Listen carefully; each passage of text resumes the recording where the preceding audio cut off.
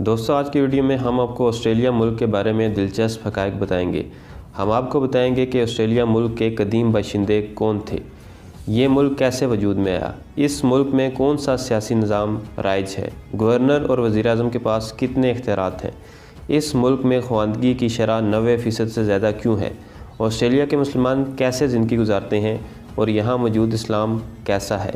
یہی سب موضوعات ہماری ویڈیو کا موضوع ہے۔ چلتے ہیں ویڈیو کی طرف۔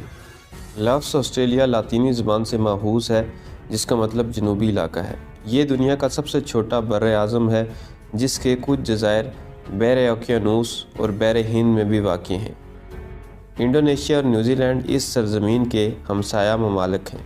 1901 میں 6 خطوں پر مشتمل حکومتوں نے باہم مل جانے کا فیصلہ کیا اور دولت ہائے مشترکہ آسٹریلیا وجود میں آئی۔ یہاں جمہوری نظام ہے جس کے تحت ان 6 علاقوں کے عوام ایک ہی نام سے دنیا میں پہچانے جاتے ہیں۔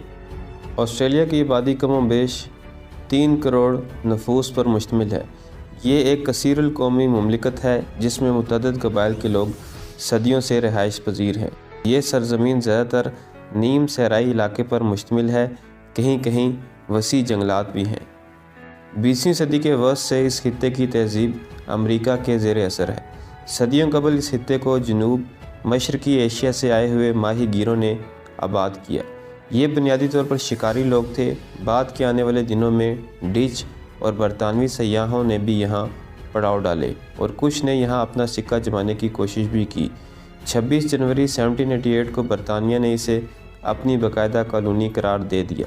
اس مملکت میں 26 جنوری کو ایک قومی تہوار کی حیثیت حاصل ہے۔ دوسری جنگ عظیم کے بعد سے آسٹریلیا اور برطانیہ کے تعلقات کمزور پڑنے لگے اور یوں آسٹریلیا اپنے دفاع کے لیے امریکہ کی چھتری تلے آنے پر مجبور ہو گیا۔ دوسری جنگ عظیم کے بعد سے ہی آسٹریلیا نے یورپیوں کے لیے اپنے ملک کے دروازے کھول دیے۔ 1970 کے بعد آسٹریلیا نے یورپیوں کے ساتھ ساتھ ایشیا اور دنیا کے دیگر خطوں میں بسنے والوں کو بھی اپنی سرزمین پر خوش آمدید کہا۔ اس کا نتیجہ یہ نکلا کہ آسٹریلیا کی مملکت دنیا بھر کی تہذیبوں، مذاہب اور مختلف رنگ و نسل کے لوگوں کی اماج گاہ بن گئی۔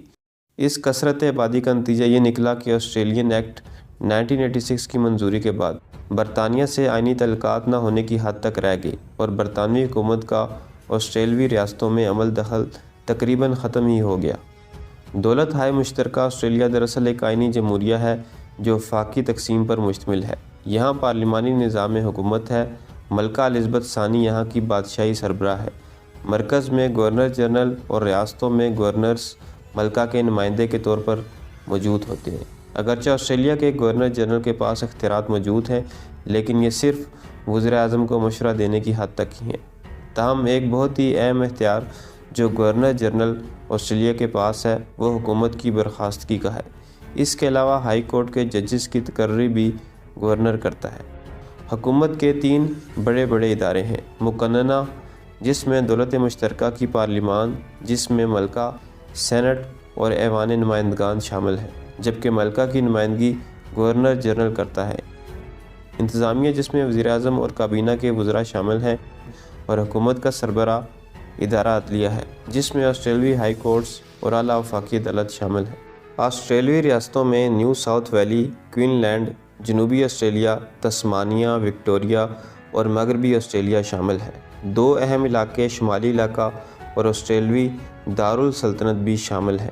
بہت حد تک یہ 2 علاقے بھی ریاستوں کی طرح کا ہی کردار ادا کرتے ہیں۔ ہر ریاست کی اپنی پارلیمنٹ ہوتی ہے، چنانچہ ہر ریاست کو آئین کے تحت ایک حد تک اپنی حاکمیت اعلیٰ کے اختیارات میسر ہیں جس کے تحت وہ اپنے قانونی اور انتظامی معاملات کی دیکھ بھال کرتی ہیں۔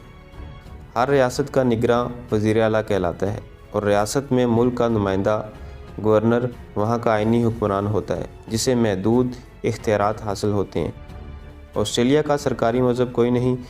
اسکول کی تعلیم پورے آسٹریلیا میں لازم ہے جس کا دورانیہ 6 سے 16 سال کی عمر تک ہے۔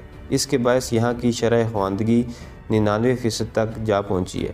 یہاں 38 کی تعداد میں سرکاری جامعات ہیں اور بہت ساری نجی اداروں کے تحت چلنے والی جامعات بھی قائم ہیں، جبکہ یہاں کی حکومت سرکاری اور نجی تمام جامعات کو اپنی طرف سے بھرپور مالی امداد مہیا کرتی ہے تاکہ تعلیم کا سلسلہ رکنے نہ پائے۔ حکومت اپنی بنیادی آمدن کا 4.5% تعلیم پر خرچ کرتی ہے۔ حکومت نے فنی تعلیم پر بھی بے پناہ سرمایہ خرچ کیا ہے۔ چنانچہ ایک سروے کے مطابق 58% آسٹریلوی باشندے فنی تعلیم سے راستہ ہیں، اور یہ تعداد دنیا میں کسی بھی ملک سے سب سے زیادہ ہے۔ لیکن اس کے باوجود بھی 4.5% بے روزگاری کا تناسب بھی موجود ہے۔ آسٹریلیا دنیا کا سب سے زیادہ کوئلہ برآمد کرنے والا ملک ہے۔ اس کے علاوہ یہاں پیٹرولیم، سونا، چاندی اور کاپر وغیرہ جیسی دھاتیں بھی بکثرت ہیں۔ یہاں 92% سفید نسل کے لوگ اور 7% ایشیائی لوگ آباد ہیں۔ 1% کچھ اور نسلوں کے لوگ بھی ملتے ہیں۔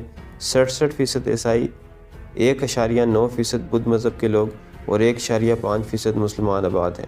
یہاں کی اکثریت میں لوگ انگریزی زبان بولتے ہیں، اگرچہ چینی اور دیگر ایشیائی زبانیں بھی بہت کم تعداد میں بولنے والے ملتے ہیں۔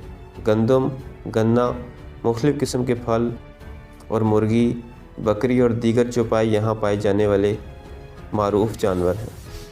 یہاں 461 ہوائی اڈے موجود ہیں، جس سے اس مملکت کی خوشحالی کا پتہ چلتا ہے۔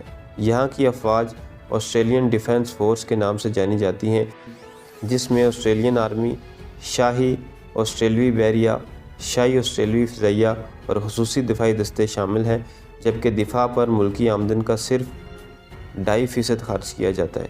آسٹریلیا میں اسلام کی آمد کا سراغ 17ویں صدی میں ملتا ہے، جب انڈونیشین مسلمان تاجروں کے تعلقات اس خطے میں موجود لوگوں سے بڑھنے لگے۔ اگرچہ اس سے پہلے بھی افریقی غلاموں کے ساتھ اسلام کے کچھ اثرات اس علاقے میں پہنچے تھے، لیکن تاریخ نے انہیں محفوظ نہیں کیا۔ تاہم 1860 میں افغانی باشندوں کی ایک کثیر تعداد شتربانی کی خاطر یہاں آئی۔ انہوں نے یہاں مقامی افراد کے ہاں شادیاں کی اور نئے مسلمانوں کی ایک نسل یہاں پروان چڑھنے لگی۔ شاید انہی کی تعمیر کردہ آسٹریلیا کی پہلی اور قدیمی مسجد جنوبی آسٹریلیا میں آج بھی موجود ہے۔ اس وقت سے بہت سے مسلمان جو آسٹریلیا میں آباد ہیں، یہاں کے مقامی ہونے کے ساتھ ساتھ دنیا کے دوسرے ملکوں سے آئے ہوئے ہیں، جن کی اکثریت نے یہاں کی شہریت بھی اختیار کر لی ہے۔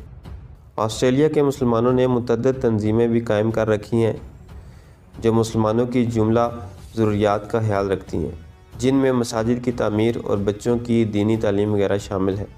1963 میں مسلمانوں کی تمام تنظیموں نے مل کر Australian federation of Islamic societies کی بنیاد رکھی۔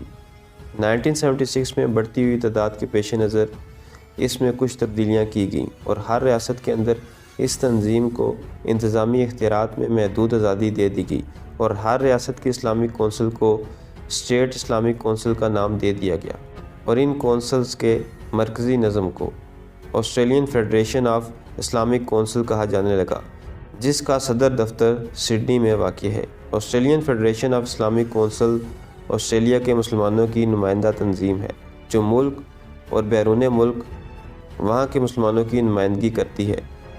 وہاں کی مقامی مسلمان تنظیمیں، علاقائی مسلمان تنظیمیں اور مرکزی مسلمان تنظیمیں سب کی سب رجسٹر ہیں، اور ان میں جمہوری شرعی اسلامی نظام نافذ ہے۔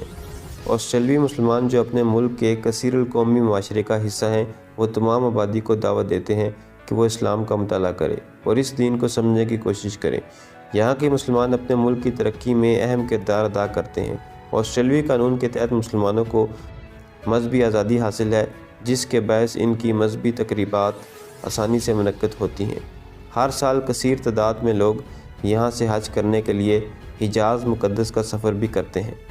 تو دوستو، یہ تھی میری آج کی ویڈیو پسند آئے تو چینل کو سبسکرائب کریں۔ ملتے ہیں اگلی